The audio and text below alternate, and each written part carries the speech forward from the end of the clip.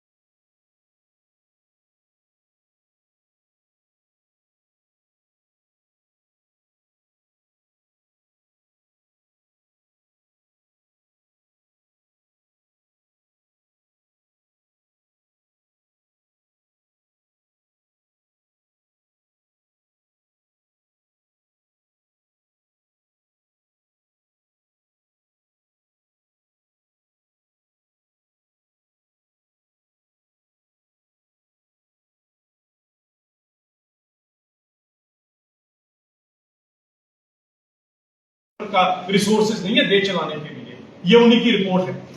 अब आप खुद सोचिए कि ये हाल क्यों रहा, क्योंकि स्वर्गीय राजीव गांधी जी ने एक बात कही थी कि 1 रुपए हम यहां से भेजते हैं, नीचे 15 पैसे पहुंचते हैं। 85 पैसे का हिसाब किताब कांग्रेस ने आज तक किसी को नहीं दिया, हमने लिया भी नहीं उनसे, लेते तो शायद कुछ और होती। लेकिन राजीव गांधी जी की भी बात उनकी ही पार्टी ने नहीं सुनी, सुनते तो शायद यूपीए 1 यूपीए 2 के कार्यकाल में कुछ तो देश को कर दिखाते, लेकिन हमने जरूर सुनी।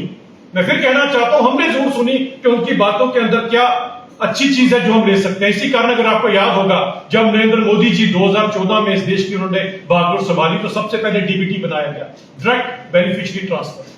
और उस समय इसी अपोजिशन ने किल्ली उड़ाई, किलकारियां लगाई कि पैसे कहां से लाओगे, गरीबों के तुम अकाउंट तो खुलवा रहे हो, पैसे कहां से लाओगे। और आज देखिए सबसे ज्यादा अगर कामयाब हुए तो उसी डीबीटी में हमने जो पैसा भेजा, कि राजीव गांधी जी कहते थे मैं 1 रुपया भेजता हूं, नीचे 15 पैसे पहुंचते हैं, हम 100 रुपया भेजते हैं, 100 का 100 गरीब आदमी तक पहुंचता है। 100 का 100 जो है वो यथार्थ रूप से यहां पर लगता है। यही कारण है कि भारत ने तरक्की की और 11वें नंबर की अर्थव्यवस्था से हम आज 4थे नंबर की अर्थव्यवस्था बने।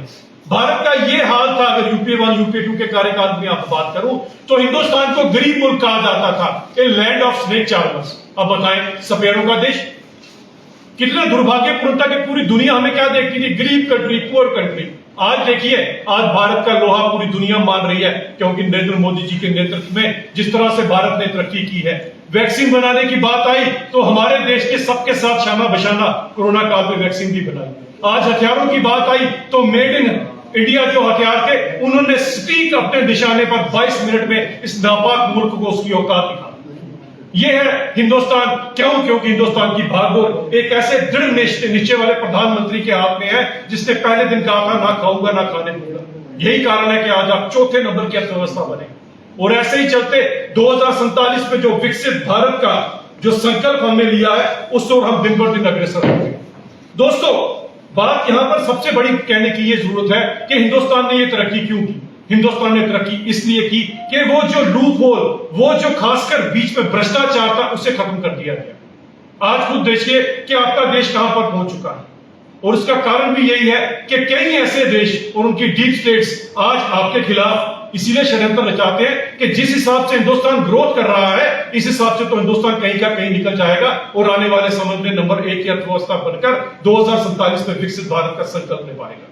और इसके लिए मैं सभी देशवासियों से यह आग्रह करना चाहता हूं कि जिस अष्टमेव यज्ञ को मोदी जी ने, भारतीय जनता पार्टी ने शुरू किया है, उसमें आप सबको अपनी आहुति डालनी है। और आहुति इसलिए डालनी है कि इस देश ने जो खोई हुई गरिमा हमारी थी कि हम कभी सोने की चिड़िया के नाम से जाने जाते थे, लेकिन इस देश का क्या हाल हुआ आपके सामने। आज जो संकल्प लिया है हमने अपने आने वाली पीढ़ी के लिए लिया है। ये वो पीढ़ी है जो आगे बढ़ना चाहती है, हमारे ही बच्चे हैं, हमारे ही भाई हैं। इनके लिए वो देश की मजबूत नींव रखेंगे कि 2047 में जब विकसित भारत की इमारत इस पे रखी जाएगी तो पूरी दुनिया देखेगी कि एक ऐसा इंसान आया था भारत के अंदर, जो इस देश का प्रधानमंत्री बना, जिसने नई उम्मीद की किरण दिखाई और फिर से भारत सोने की चिड़िया बना। और मैं आपकी इस प्रेस कॉन्फ्रेंस के माध्यम से युवाओं को अपील करना चाहता हूं कि अगर अभी आपने क्यूएस कॉस्कोरेला साइमंड्स की रिपोर्ट पढ़ी हो लंदन की, तो उन्होंने कहा था कि पूरी उम्मीद अब भारत से है, क्योंकि युवा देश है भारत। क्योंकि आने वाले समय में जो रिक्वायरमेंट रहेगी वो आर्टिफिशियल इंटेलिजेंस और ग्रीन एनर्जी की रहेगी। तो मैं युवाओं से रिक्वेस्ट करना चाहता हूं कि अब आप सबके सब लोग इस ओर अग्रसर हो, क्योंकि पूरी दुनिया आज हमसे उम्मीद लगाकर बैठी है। क्योंकि जहां पर दुनिया के मैक्सिमम कंट्री बूढ़े हो रहे हैं, they are growing old day by day, वहां पर हिंदुस्तान एक जवान मुल्क है।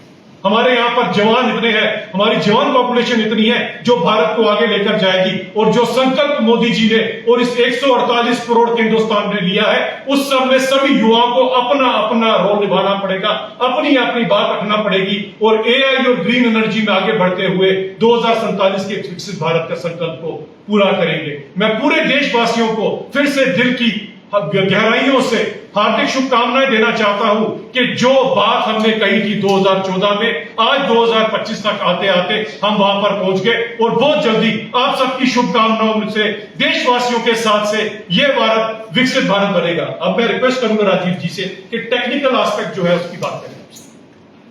धन्यवाद जसरोटिया जी। उन्होंने आपके सामने जो आंकड़े रखे उसी को आगे बढ़ाते हुए मैं आपको बताना चाहता हूं कि जिस तरह से हमें जसरोटिया जी ने बताया कि 2014 तक हमारी इकोनॉमी जो है वो 11वें नंबर पर थी और आज हम चौथे नंबर पर पहुंच गए हैं। और जो 10 देश की बात करें तो सबसे ऊपर अमेरिका, दूसरे नंबर पर चाइना और तीसरे नंबर पर हमारे ऊपर जर्मनी केवल रह गया है। और ये दिन ज्यादा दूर नहीं है कि हम जल्दी ही तीसरे नंबर की बन के उभरेंगे।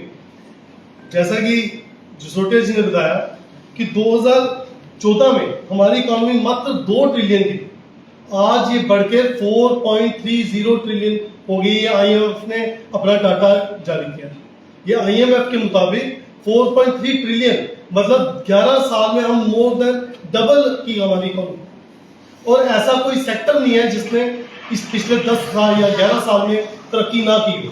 मैन्युफैक्चरिंग सेक्टर को आप देखिए, उसमें ग्रोथ है। एग्रीकल्चर सेक्टर को देखिए, उसमें पूरी ग्रोथ चल रही है। सर्विस सेक्टर को देखिए, सर्विस सेक्टर ने 4 गुना ग्रोथ की है पिछले 11 साल में। और इसी तरह से इलेक्ट्रिसिटी का सेक्टर है। इसी तरह से जो हमारा एमएसएमई का जो आज जो बात अभी जसरोटिया जी ने की कि आज जो है युवाओं का समय है, युवा जो है वो इनोवेशन की तरफ आगे बढ़ रहे हैं। और जो भी आज मैन्युफैक्चरिंग की तरफ बढ़ रहा है वो आज एमएसएमई के माध्यम से छोटे उद्योग लगा करके हमारा इकोनॉमी को और ज्यादा तेजी से बढ़ा रहा है, क्योंकि जितने ज्यादा उद्योग लगेंगे उतनी ज्यादा एम्प्लॉयमेंट जनरेट होगी। आप जम्मू कश्मीर की ही एग्जांपल लीजिए, 2021 में जो पॉलिसी आई उसके अंतर्गत आज तकरीबन 4 लाख से अधिक लोगों को नया रोजगार मिलने जा रहा है और 2000 से अधिक यूनिट नए जम्मू कश्मीर में ही केवल लगे। तो पूरे भारतवर्ष की क्या स्थिति रहे? हमारा एक छोटा सा प्रदेश अगर इस तरह से तरक्की कर रहा है तो पूरे भारतवर्ष में आप खुद सोचिए कि किस तरह से तरक्की हो रही है। बहुत बहुत धन्यवाद।